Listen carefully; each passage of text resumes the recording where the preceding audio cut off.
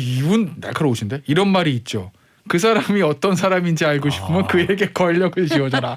이거 뭐 권력을 조금만 더 주면 뭐 커피 쿠폰 권한을 가진 김태현 변호사님의 진면목을 볼 수 있어 재밌습니다. 그렇죠. 내 맘대로지 뭐. 원래 SBS 예산을 나오는 엄청나게 거니까. 쓰고 있던데요. 뭐 내 돈도 아니고 뭐 내가 할 바 아니지 뭘. 내년 제작비 어떻게 내년이요? 당겼으면.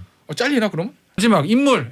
인물. 2020 인물하면 뭐 누구나 다 추윤 대전이라고 자, 하는. 두 분 축하드립니다. 예. 추윤. 남우주연상 여우주연상 받아야 돼. 반대합니다. 유니트. 저는 여우주연상은 정은경 질병관리청장. 독립영화계 저쪽은. 독립영화계. 네. 이쪽은 메이저. 오스카나. 메이저. 네. 우리 저랑 저 박영민 기자는 시청률 위주고. 네. 이제 이게 시사특공대. 시사특공대. 헤일 수 없이 수많은 밤을 데려가 세월인지 날 알아요 이 밤이 흐르고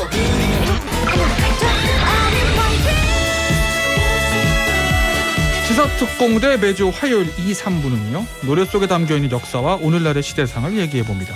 역사인 가요. 이렇게 좋은 날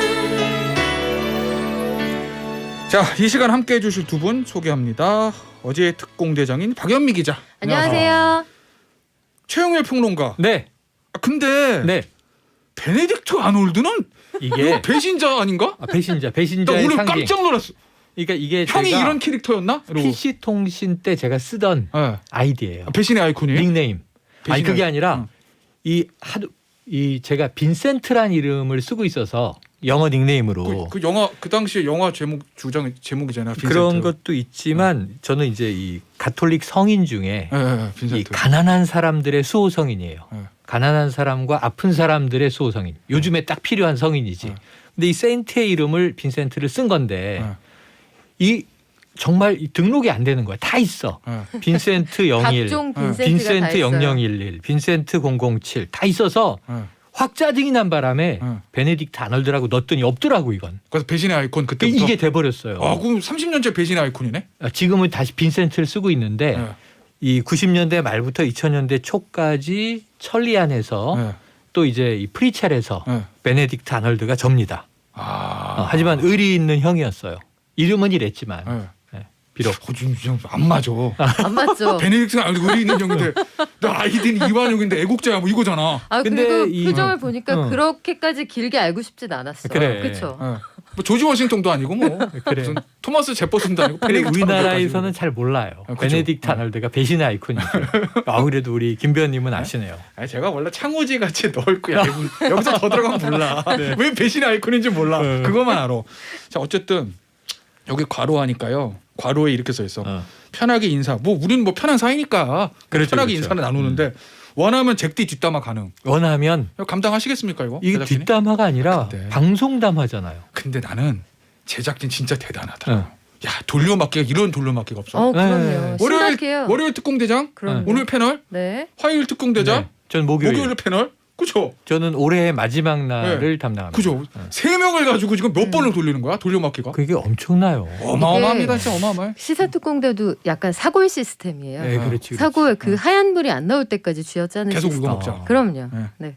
잭디가 불안할 수도 있어 지금, 그죠? 제가 그러니까 마지막 날 올해 마지막 날인 목요일 날 저는 네. 정말 마른 수건을 쥐어짜야 돼요. 어. 그죠? 뭔가를 만들어내야 되잖아. 지금 잭디가 이거 TV랑 연결해서 TV로 보고 있을 거예요. 아하. 걱정 안 하셔도 네. 네. 목요일날 법대로 제가 나오니까 그냥 그때는 또 그냥 1시간 다 해드릴게. 뭐 그때는 도끼 김 의원님이 그냥 좋아요, 1시간 그냥 줄줄줄줄 너무 많아. 아까 보니까 아이템이. 이제 성공한 적폐로 그냥 걱정하지 마셔도 돼. 좋아요. 자 어쨌든 봅시다. 우리가 이제 역사인 가요. 저 이 코너 즐겨 들어요. 딱 정말 12시 40분에 제가 차를 타서 1시 정도까지 요 20분 거 항상 이동하는 시간에 이동하면서 꼭 들어. 되게 재밌어요 이거. 재밌었어요. 수다 옛날 얘기. 예. 오늘의 주제 노래부터 들어보시죠. 오늘 세상이 멈췄어 아무런 예가도 하나 없이 몸은 기다림을 몰라서 눈치 없이 근데요 진짜 대한민국이 잘하는 것 같아요. 그죠? 네. 왜냐면 빌보드 싱글 차트는 두 번째인데 두 번째인데 한국어로 된 이어서 거는 한국어로 첫 번째. 첫 번째잖아요. 이게 사실은 저는 영어가 아닌 게 빌보드에서 1위 한 게 그렇게 흔하지 않을 건데. 맞아요. 역사상 우리 전에는 아마 한 차례밖에 없는 걸로 한 알고 차례 있고요. 두 있어요? 번째 정도. 빌보드 차트라는 게 가보경장 때 생긴 거예요.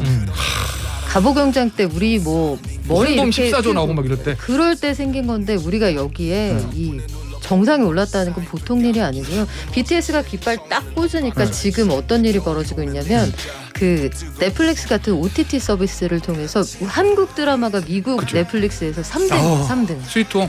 그래서 그게 증시에서도 반영이 돼서 아. 그 회사 주가가 스위트홈도 쭉쭉 날고 있어요. 스위트홈이지만 SNS에서 제가 이건 직접 봤는데 그 제가 좋아하는 스페인 작가가 파울로 코엘료란 말이에요. 예. 그 얄팍한데 상징적인 연금술사가 유명하지만 여러 베스트셀러가 있죠. 제가 마드리드 갔을 때 파울로 코엘료의 이 뒷모습을 보기도 했어요. 실물로? 실물로. 이게 저 탱고를 보러 갔더니 그 앞에 앉아 계시더라고요. 뭐 말은 못하지. 스페인어를 못하니까. 코엘료인데? 근데 이제 이 양반이 나의 아저씨 드라마를 보고 코로나 와중이니까 집에서 컨텐츠를 보는데 한국 드라마 나의 아저씨로 봤는데 감동에 감동을 한 거야. 최고의 드라마라고 극찬을 그럼요. 했어요. 그걸 제가 트윗에서 보고 야 이런 세계적인 베스트셀러 작가가 우리나라 드라마에 이제 감정이입이 되는구나. 그러니까 이제 우리 한류가 특히 기생충 때도 깜짝 놀랐는데 우리 영화 다 봤지만 기생충은 매우 한국적인 드라마란 그렇죠? 말이에요. 이걸 어떻게 미국 사람들이 또 외국 사람들이 이해해 그랬는데 이해하더라고. 열광하는 걸 보고 짜파구리를 이해해? 뭐 여러 가지 어쨌든. 학벌 사회 뭐 등등. 그러면 우리가 왜 오늘 이제 라이프 고즈온을 했느냐? 이게 노래가 가사를 보니까요. 처음에 아까 들으셨잖아요. 어느 날 세상이 멈췄어? 아무런 예고도 하나 없이. 이게 딱 2020년이 이거잖아요. 그렇죠. 그죠? 코로나로 시작해서 코로나로 끝나는. 그래서 준비한 오늘의 주제는 2020인 가요입니다. 야, 근데 이게 첫 번째 질문이 이렇게 돼 있네. 두 분한테 물어보라. 우선 2020년 어떤 해였는지. 근데 이게 두 분이 아니라 지금 저 목동 저 방송국 앞에 지나가는 어느 분 자꾸 물어봐도 대답이 똑같을 것 같아. 그죠? 2020년 어떤 해인가. 그런데 이제 저는 사람마다 해석이 달라요.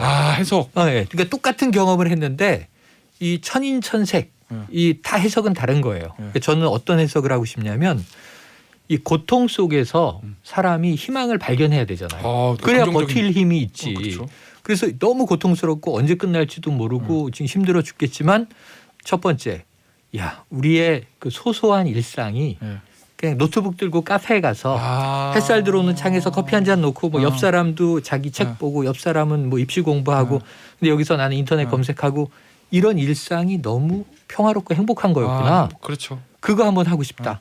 저는 방학 때마다 아이들 데리고 해외여행 한 일주일 갔다 오는 게 낙이었는데 리버풀에 축구도 보러 갔다 오셨어요. 리버풀에 축구 보러 가고 그다음에 마드리드에 탱고 보러 가고 플렉스. 그다음에 이제 여름에 하와이에 가서 푹 쉬다 오고 야. 그 1년 내내 일을 하다가 요 한 일주일이 꿀맛이에요. 근데 아이들하고 해외여행을 못 가니까 좀이 쑤시죠. 예, 그리고 이제 하나는 소소한 일상의 재발견, 두 번째는 공동체가 살아있구나. 서로 민폐주지 않으려고 마스크 쓰고 지금 우리가 힘든데 이렇게 위축돼서 사는 게 나 건강하자는 것도 있지만 우리가 2인 삼각경기 같은 거예요. 그러니까 거리두기라는 게 내가 거리두면 뭐해? 상대가 다가오면 그렇죠. 꽝이죠. 근데 이런 상황에서 우리가 서로 민폐주지 않으려고 이렇게 힘겹게 싸우고 있구나. 그러니까 우리가 개인주의 사회지만 공동체의 재발견. 네. 아니 너무 훈훈해가지고. 웃겨둘 수가 없어. 아니 그 뭐지 너무 바른 말씀하셔가지고 저는 2020년 한 해를 내가 정리하면 전 딱 네 글자예요. 착즙 원년. 즙까지 짠 한 해. 그 1년간 가까이 된 모바일 교육과 항상 출퇴근을 같이 하는 우리 아들. 그렇지. 애도 신경 쓰고 여기서 거룩한 얘기하고 스튜디오 문 열고 딱 나가면은 야 줌 했어 안 했어? 응? 선생님한테 추석 체크 했어 안 했어? 이런 날의 반복이었어요. 그리고 모든 사람의 삶이 굉장히 근본적으로 변했는데 제가 가지고 있는 구체적인 생각은 새해에 나올 신간에서 확인하세요. 책 내세요? 네, 새해에 나올 거예요. 정말 기대되는. 투머치 토커가 되지 않겠습니다. 기대주예요. 네, 책으로 확인해 주세요. 어쨌든 우리 저 2020년 키워드 뭐 사실은 방금 전에 두 분 다 얘기해 주셨는데 뭐 강력한 키워드는 이거죠. 코로나 코로나 19, 코비드 19인가? 뭐 해외에서는 네. 코비드 19, 우리는 이제 코로나 국내에서는 바이러스라고 코로나 하는데. 19. 코로나 19 얘기 좀 해볼게요. 딱 코로나 19 하면은 제일 먼저 떠오르는 게 올 초에 있었던 마스크. 우리 다 쓰고 있잖아요. 네. 지금. 마스크 대란. 마스크 대란이죠. 살다 마스크를 배급으로 받을 줄이야. 그죠. 근데 우리 이제 생에. 이게 진짜 사람이 이렇게 업다운이 있는 게 우리 올 초에 연초에 뭐 마스크 없어가지고 배급하고 막 그래서 난리가 뭐 났었죠. 마스크 하시는 분들이 뭐 엄청난 돈을 벌었다부터 시작해서 뭐 얘기가 있었는데 지금은 마스크가 넘쳐가지고 나와 돌아요. 공급 과잉 때문에 오히려 마스크 업자들이 조금 손해 본다는 얘기도 있고요. 근데 지금은 마스크는 수급은 원활한 것 같아요. 그렇죠. 지금은 재고가 남아서 그죠. 그 영세업체들은 이게 판로를 못 찾아서 도산한다고도 하는데 네. 한때는 이 마스크가 없어가지고 아유, 난리도 차단 아니고. 효과가 없는데도 있는 것처럼 거짓말해서 팔고 이게 입도 선매해가지고 완전 밭대기처럼 그렇게 팔기도 하고 문제가 됐었는데요. 이 마스크 하나 제작하는 것도 사실은 한국 사람 솜씨 따라올 데가 없어서 이게 굉장히 한국이 ODA로 네. 제공하는 물품 중에 하나이기도 했어요. 아니 그래서 네. 저 아는 선배분이 마스크 이거를 뭐 하는 시는데 내가 형 괜찮냐고 지금 다 공급 과잉이라던데 그래서 딱 하는 얘기가 아니라고 유럽은 아직도 모자르다. 뭐 그런 얘기들 하시더라고. 맞아요. 해외 수출 뭐 국산 마스크가 워낙 좋으니까. 되게 허술하고 저희 친척도 제외 교포가 하나 있는데 한국 마스크 보내달라고. 네, 되게 허술하다고 얘기하더라고요. 근데 훈훈한 얘기를 했으니까 마스크와 관련된 어두운 얘기도 좀 해야 돼요. 그렇죠. 그러니까 우리가 그동안 코비드 19 코로나19 전에는 환경 걱정을 하면서 일회용품 줄이기를 했어요. 그래서 조금 생각 있는 사람들은 이 일회용 컵 안 쓰고 텀블러 들고 다니고 그렇죠. 몰래는 종이컵으로 먹어도 그렇죠. 이 사람 보는 데서는 텀블러 들고 다니고 그랬는데 지금 올해는 오히려 일회용이다 엄청나게 늘었고 마스크를 생각해 보세요. 이게 한 제가 이틀 혹은 외출 안 하면 사흘 또 이제 하루 많이 돌아다니면 하루 쓰고 버리는데 저 혼자 쓰는 엄청난 소모품이란 말이에요. 그러네. 지구인들로 보면은 지금 수십억 개의 폐기물 마스크가 쓰레기로 버려지는데 이 중에 상당수가 바다로 흘러서 유입되는 이거를 이거 쓰레기 봉투 해가지고 초각해 버려야 하면 되는 되는데 건가? 다 그렇게 버리는 사람만 있는 게 아니어서 이 바다로 유입된 지금 이제 수억 개의 마스크가 이게 마스크가 완전히 바다에서 분해되려면 450년이 걸린대요. 이게 우리나라 분들처럼 이 쓰레기 분리수거 잘하시는 분들이 없어요. 그러니까 그렇죠. 맞아요. 국내에서 나오는 네. 마스크는 안 그럴 것 같은데 전 세계에서 해외는 제가 봤을 때 진짜 말씀하신 그래 바다에 보니까 버리는 이게 미세 네. 플라스틱이 돼서 네. 이 바다 오염은 엄청나게 더 아이고, 이제 큰일이네. 나빠지는 네. 원흉이 되고 있다. 자 그러면은 마스크는 그렇다 치고 이제 이거는 박연미 기자 네. 전공 분야네요. 재난지원금 재난지원금. 두 번 나왔고 이제 내년에 또 초에 네, 1월부터 1월에 3차 지원금 나올 건데요. 대상이 580만 명입니다. 음. 자영업자 포함해서 소상공인, 집합제한업종, 집합금지업종 순서대로 해서 100만 원, 200만 원, 300만 원 드리고요. 2차 때까지는 개인 택시 기사분만 드렸는데 3차부터는 법인 택시 기사도 지급을 하는 걸로 아마 100만 원에 준해서 드리게 될 것 같고 고용을 준비하는 국민 취업 지원 제도라는 게 있어요. 50만 원씩 반년까지 지원을 해드리니까 그런 것들 충분히 활용해 보시면 좋겠고요. 이번 이 소상공인에 대한 현금성 지원은 대상자한테 문자가 가거든요. 이건 그러니까 선별 지급인 거죠. 네, 선별 지급이에요. 그래서 또 이제 그 와중에 형평성 논란 혹은 저 사람은 자영업자지만 잘 된다. 나는 가게가 크지만 안 된다 등등 논란이 있어서 쉽지는 않은데 뭐 제가 보기에는 지금 너무 응급 상황이니까 응급 상황에는 부작용 우려보다는 일단 열 떨어뜨리는 게 먼저잖아요. 그렇죠. 일단 주고 나중에 문제 생기면 세금으로 회수하는 거 그 신속성이 최고인 것 같아요. 원래 정부의 정책이란 게 이제 긍정적인 거 부정적인 효과 이익 형량해서 그렇죠. 긍정적 효과가 많으면 하는 거니까. 맞아요. 이익 형량, 기회 비용. 그렇죠. 네. 그런 거 해서. 근데 뭐 부정적인 효과가 없진 않겠지만 그래도 긍정적 효과가 크다고 하고 필요하다고 하면 하는 거죠. 뭐 그죠? 숨 넘어가게 네. 생겼는데 그렇죠. 지금 하나하나 따질 네. 여력이 없어요, 사실. 네.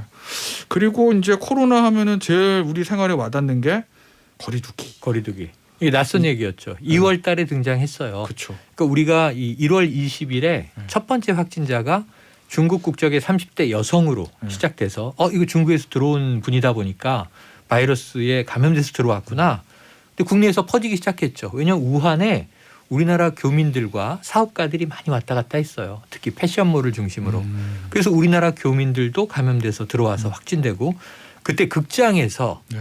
뭐 CGV가 난리가 났는데 확진자가 다녀갔다. 며칠 그렇죠. 폐쇄되고 그때 개봉했던 영화가 남산의 부장들 백두산 이 두 개의 흥행작을 극장에서 본 거죠. 두 개 다 봤는데 저는 네. 당시에. 그리고 줄줄이 이 폐쇄되는 일이 시작되더니 역학조사가 기가 막히게 30번 확진자까지는 다 동선들을 추적해냈는데 얼마 안 되니까. 31번 네. 확진자가 이제 신천지 대구교회 그렇죠. 참석자인 걸 확인되면서부터 폭증. 그러면서 이제 2월에 등장한 이야기가 소셜 디스턴싱인데 우리말로 이제 거리두기, 사회적 거리두기. 그러면서 해외에서도 이건 똑같았어요. 그래서 초등학교 등교하는 아이들에게 이렇게 무슨 훌라후프 같은 걸로 머리에 쓰는 삿갓 같은 우산을 만들어서 1m 반경 내에 친구들이 못 들어오게 하고 우리나라는 1m인데 미국은 또 1.8m였어요. 그래서 이제 거리두기라고 하는 것이 우리 생활의 하나의 룰이 되기 시작하는데 야 이거 지키는 게 그렇게 힘들구나.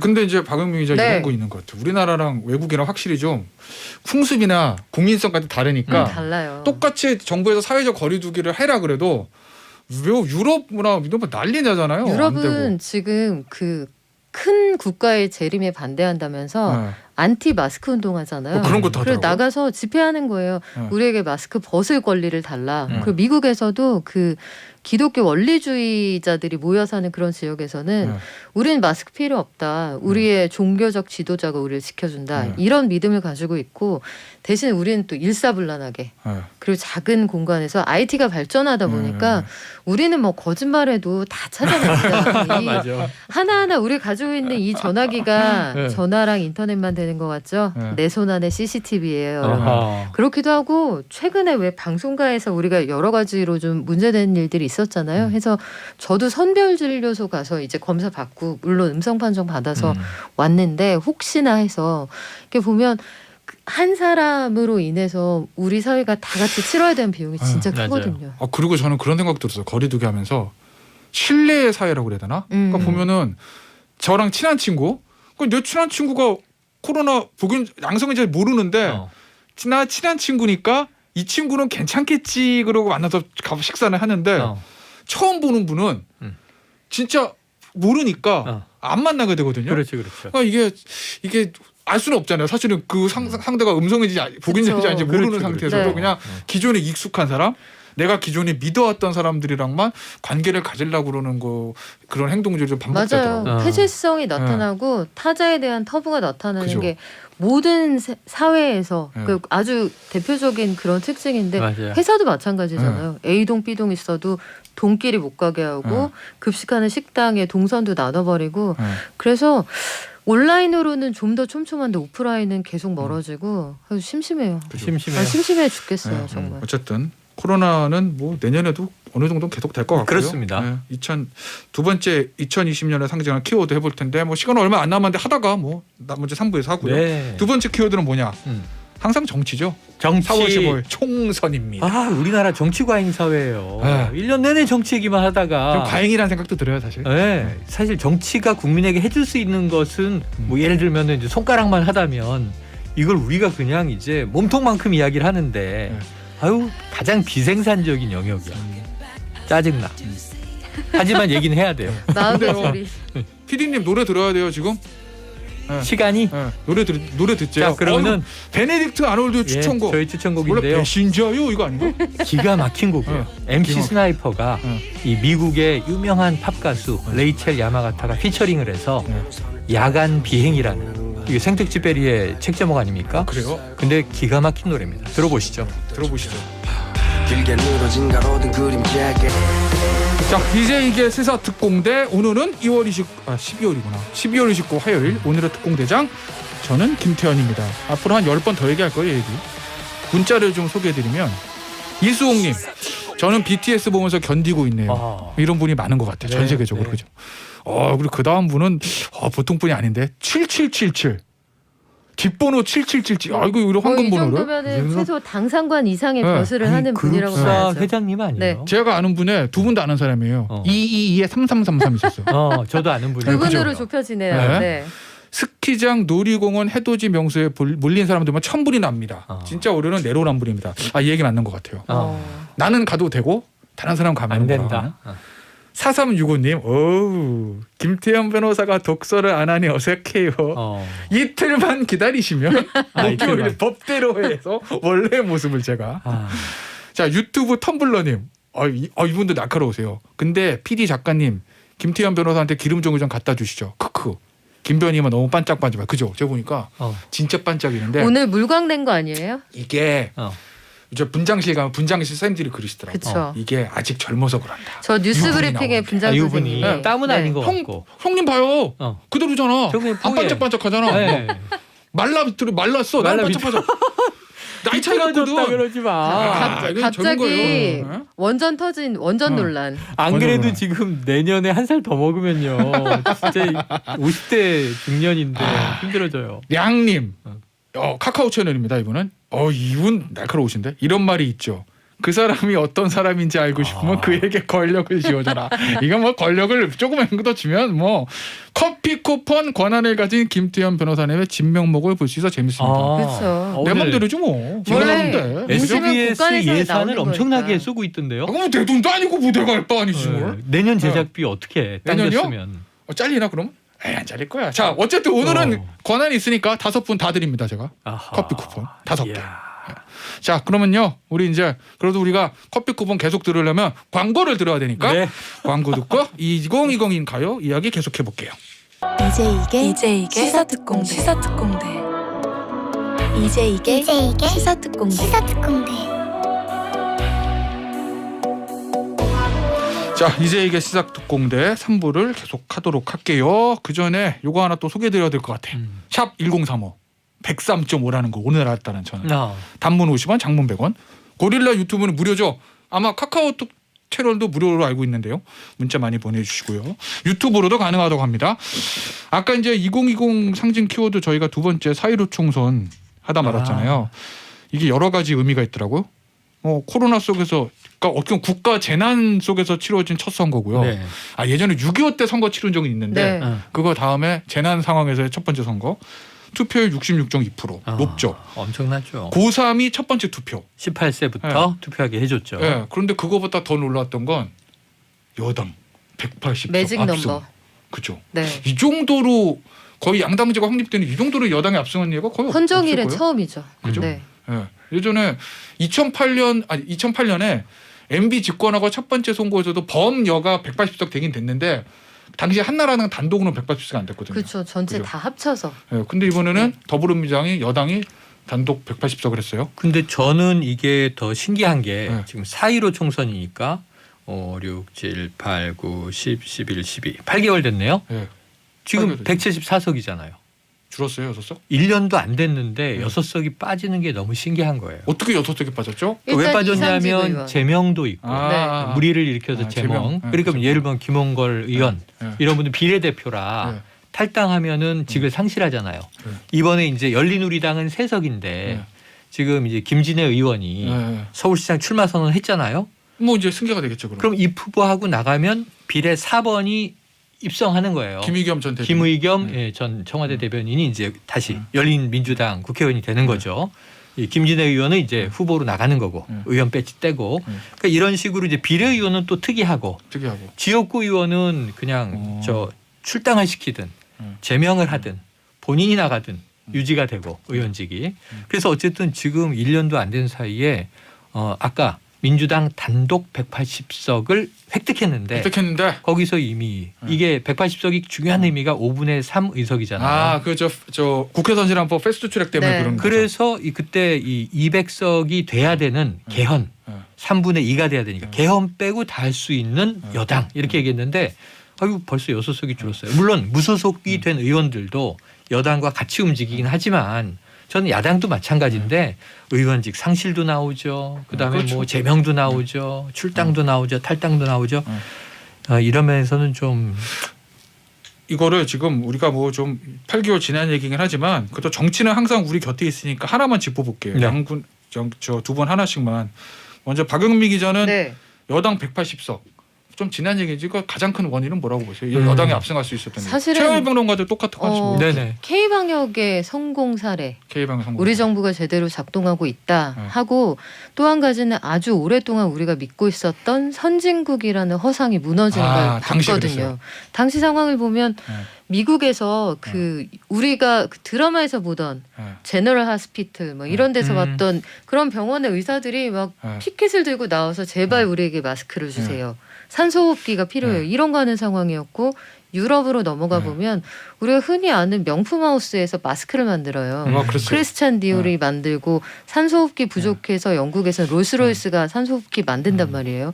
아 쟤네들 저거밖에 안 되는 건데 우리 되게 잘하고 있구나. 실제로 그때 통계가 좋았던 게 1,000만 인구가 사는 서울에서 오늘 3명이 나왔다고 합니다. 그럼 사람들 어제보다 1명 늘었네 이런 상황이었거든요. 이 정도면은 그때는 한국이 자랑하면 했고 실제로 상대적으로 그 외신들의 보도도 굉장히 우호적이었습니다. 저는 당시에 그거 왜 선진국과의 비교 보면 저는 미국 유럽보다 일본.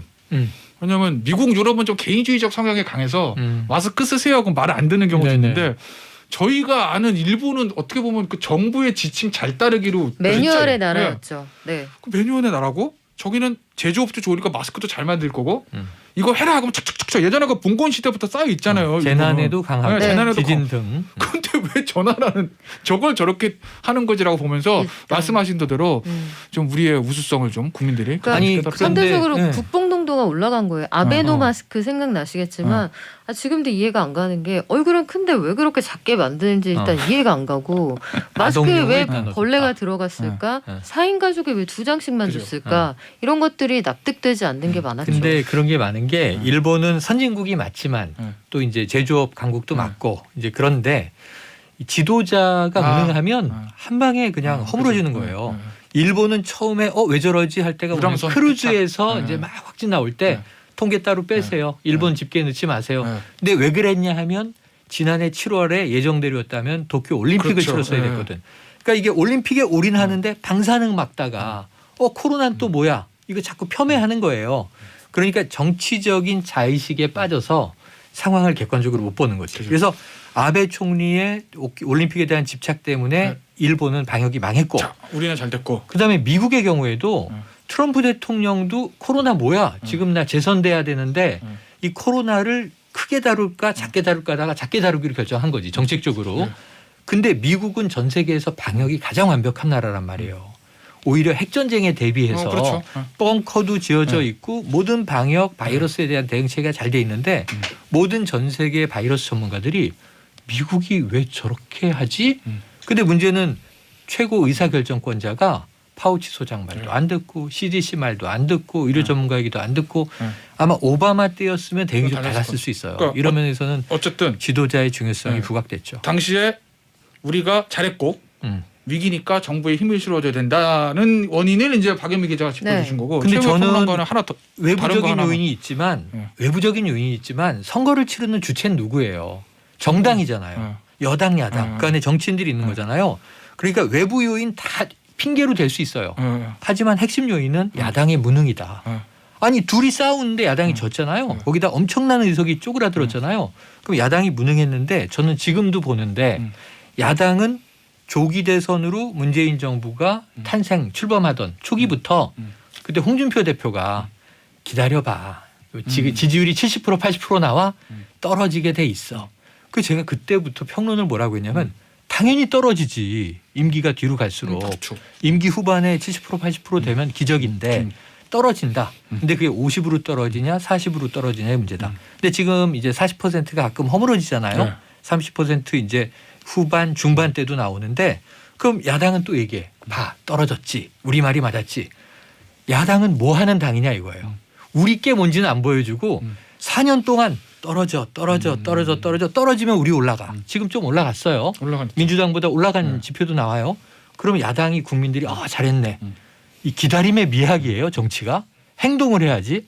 그러면서는 전 지난 총선은 앞으로 이제 이 내년 재보선도 있고 내후년 대선도 있지만 반사이익을 기다리는 야당 국민들이 싫어한다. 스스로 뭘 해라. 차별화된 전략, 아젠다 국정과제 이런 거 뽑아서 정부보다 먼저 치고 나가고 정부에 또는 아주 전폭적으로 협조하고 정부가 추경 7조 해야 되는데요.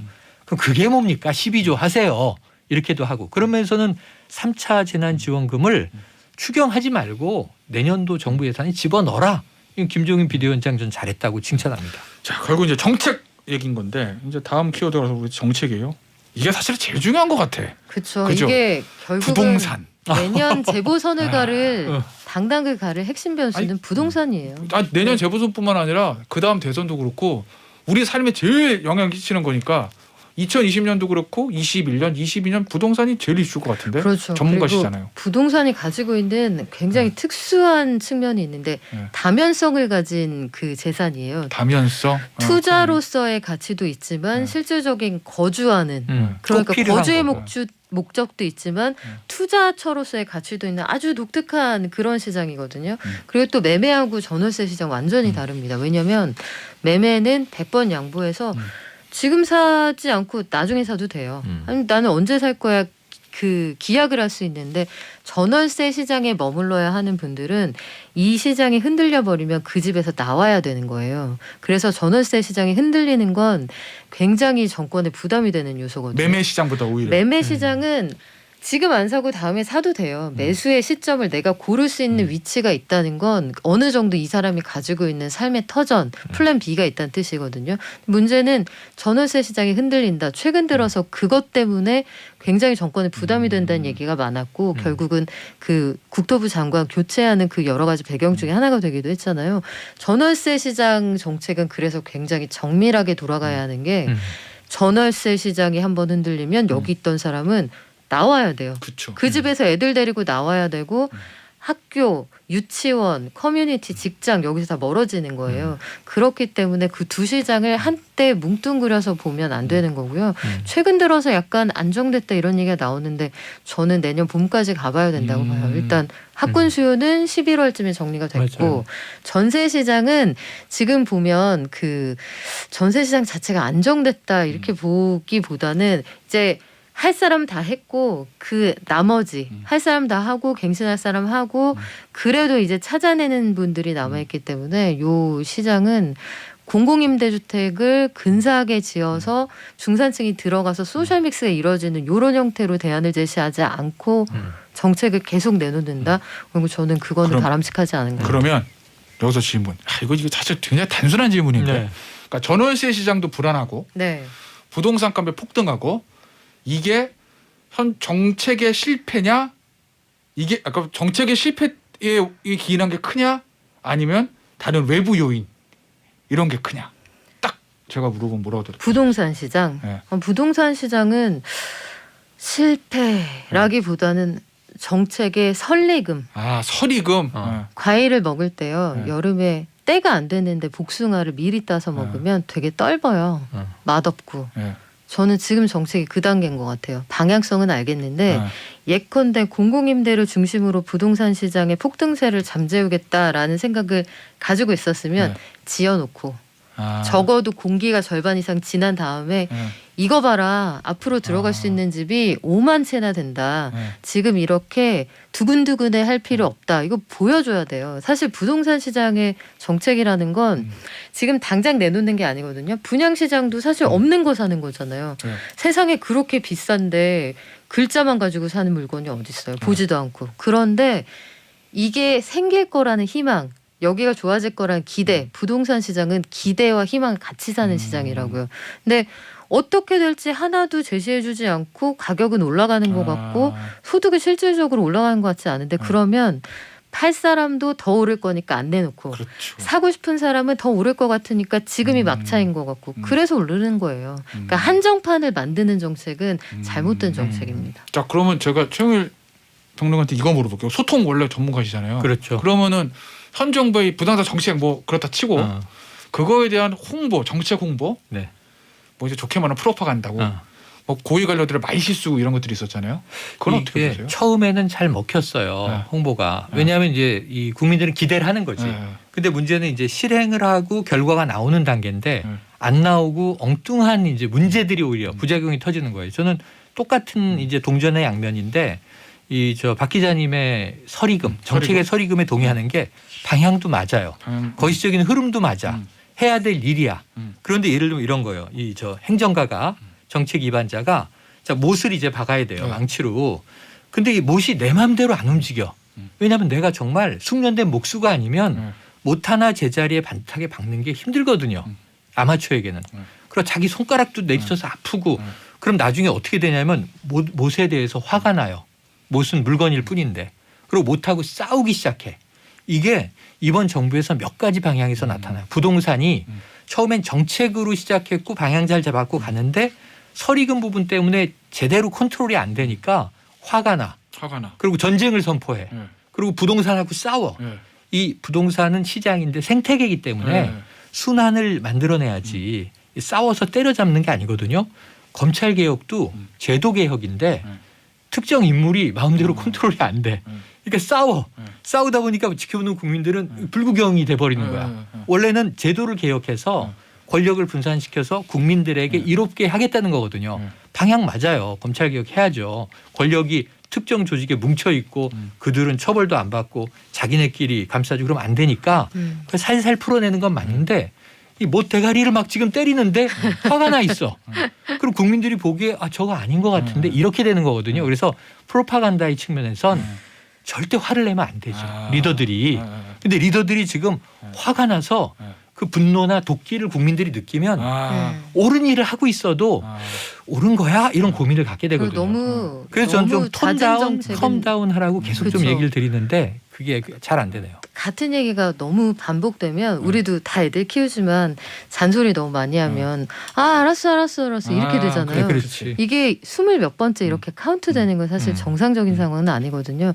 다만 제가 한 가지 기대를 걸고 있는 정책은 장기적으로 중산층들도 들어가서 살고 싶은 근사한 공공임대주택 막 30년씩 살 수 있다. 그러면 저 같으면 생각해 보겠어요. 그리고 이런 게 많이 생기면 동네별로 나뉘는 이 사회적 계급화 이런 것들이 좀 달라질 거예요. 사람들이 섞여야 이 소셜 믹스 이루어지는 거잖아요. 근데 그런 공간을 만들어주는 게 정부의 역할인 것 같고 그 부분 한번 기대해 볼 만하다고 봐요. 또 하나는 이제 공공자가형 주택 이야기가 이제 변 장관으로부터 나왔잖아요.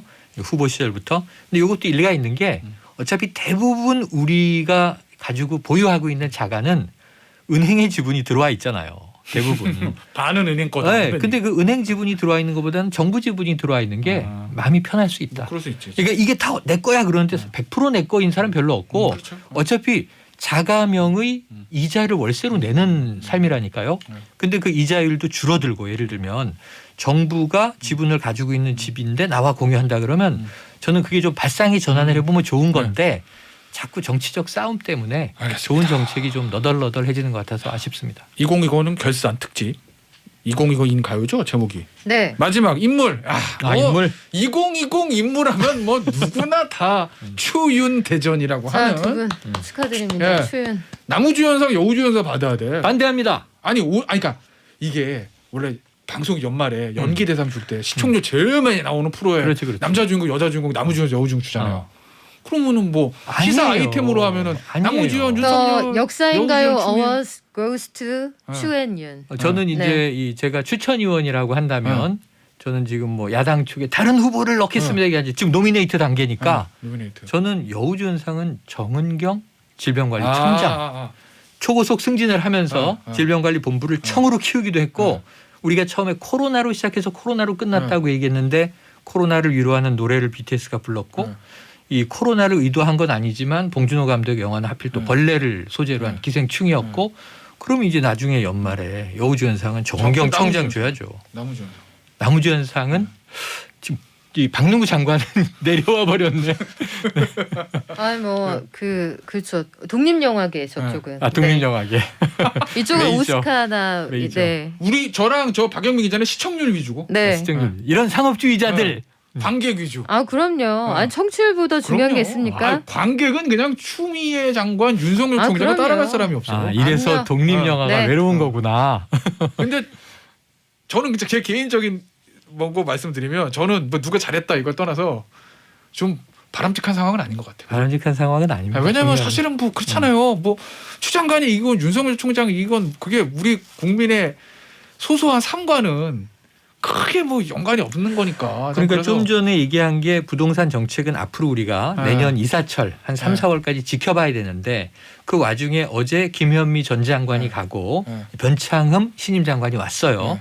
한번 어떻게 되나 보자고요. 네. 어제 김현미 장관이 떠나면서 네. 자, 이 부동산 시장 안정화, 부동산 정책에 매듭을 짓지 못하고 떠나게 돼서 네. 국민들께 죄송하다. 네. 사과하고 떠났어요.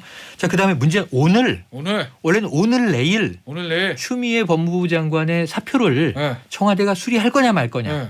그러면 이제 이 신임 그렇죠. 이 다음에 차기 법무부 네. 장관 후보자는 누가 지명되느냐. 누구냐? 이게 핵심인데 네, 핵심인데 지금 이게 잘 풀리지 않는 것 네. 같아요. 아, 잘 안 되겠죠. 누가 와도 꽃길이 음. 아니잖아요. 그러니까 정치인 출신이 오지 않고서야 이게 수습이 안 된다는 주장도 있고 뭐 흔히 거론되기로는 박범계 의원 등이 거론되잖아요. 판사 근데 출신. 그분을 여기에 다시 등판시킨다는 건 강공 드라이브로 가겠다는 건데 현 정국을 수습하려면 검찰하고 좀 가격화를 할 사람 필요하다는 얘기도 있고 그러나 내부 승진이든 외부에서든 영입하기가 쉽지 않을 거란 얘기가 나오는데요. 추 장관이 사실 정치적으로 크게 잃은 건 없어 보입니다. 뭐 윤석열 검찰총장 역시 본인이 지금 원하는 대로 지금 경로를 가고 있잖아요. 이 와중에 손해를 본 건 사실 정부와 여당이죠. 대통령이다. 제가 그거 물어보려고 그랬어요. 사실은 박영민 이제 뭘 물어보려냐면 우리가 나무주연 윤석열, 여우주연, 추미애 뽑았잖아요. 다음 작품 개런티는 누가 많이 올랄까요?라고 물어보려는데 다 오르는 거지 뭐 다 오르는 개인적으로는 거죠. 그렇게 결론 내신 거죠. 그렇죠. 개인적으로는 마치 네. 그 서수남 하청일, 태진아 송대관처럼 네. 서로 이렇게 사실은 그 두 사람의 이름이 1년 내내 헤드라인에 있었단 그렇죠. 말이에요. 그래서 사실 두 사람의 입지 난 정치적 포지션상으로 둘 다 잃은 게 없어요. 그런데 투자는 청와대와 국민이 했다. 그런데 그 리스크는 누가 감당했느냐? 국민과 네. 청와대와 정부가 했죠. 여당 지금 포함해서. 5540님 이거 저도 공감하는데 추윤 얼마나 핫했는지 모르지만 일반인들로서는 지겨워졌어요. 그게 지금 지지율에 반영이 되는 네. 거예요. 먹고 맞아요. 사는 문제와의 맞아요. 괴리. 저도 사실 본의 아니게 이 아이템으로 굉장히 많이 얘기를 하고 아마 목요일도 이걸 할 수도 있는데 근데 저도 개인적으로 그런 생각이 좀 지겹다. 수윤 전문가라는 얘기가 있어요. 그러니까 왜냐하면 첫 위치가 또 네. 법조인이니까 많이 얘기를 하는데 하면서도 누가 뭐 앓고 이거 또 저도 다 생각은 있지만 누가 옳고 그름에 대한 개인적인 생각도 이게 국민들 사는데 뭐가 이렇게 먹고 사는 데 중요할까라는 아니, 추윤 점도 갈등의 수혜자가 바로 김태현 변호사다. 그리고 또 추윤 갈등의 수혜자는 네. 언론이다. 언론은 네. 뭐 트래픽을 올리는데 네. 싸움 구경만큼 좋은 게 없단 말이에요. 뭐 그렇긴 하죠. 저는 좀 같이 반성해야 된다고 봅니다. 좀 반성할게요 저도. 밥 사세요. 자꾸 더 하면 안 되겠다. 그만해야지. 어쨌든 자 3부 이제 끝곡 소개할 시간이 됐는데 우리 유리 어머니 추천곡 헐. 올 한 해를 블락비의. 정리하는 한마디입니다. 헐. 그죠 블락비가 이거 맞죠? 불렀어요. 헐 때문에. 네. 자 오늘 이제 두 분 다 감사드리고요. 네, 꼭꼭 듣고 저는 4부에 돌아오고 있습니다. 네, 목요일에 고맙습니다. 만나요. 네. 네. 놀라웠던 하나위 없이 아름다우신 그녀의 곁에